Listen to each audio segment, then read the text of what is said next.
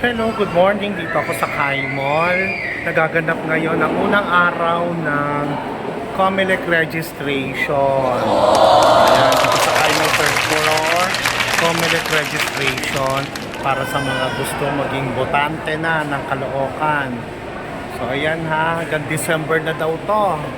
So i-avail nyo na yung opportunity. Maganda pa yung lugar, aircon, malawak. So i-avail nyo na. Yung mga hindi pa botante dyan, magparehistro na kayo dito sa Kai Mall third floor.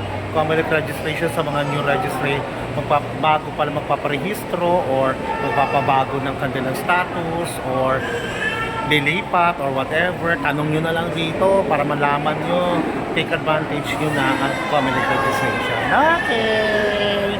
Ayan. Ayan po. Step 1, verification interview. Sayang yung opportunity. Go na kayo rito yung mga hindi pa nakarehistro.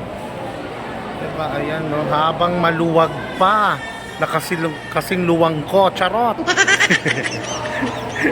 Ayan, go! Sayang, maluwag na maluwag parang ako. Maluwag. Maluwag ang aking pasensya. Charay. Ayan, avail nyo na. Sayang opportunity. Okay, parehistro na kayo and be counted.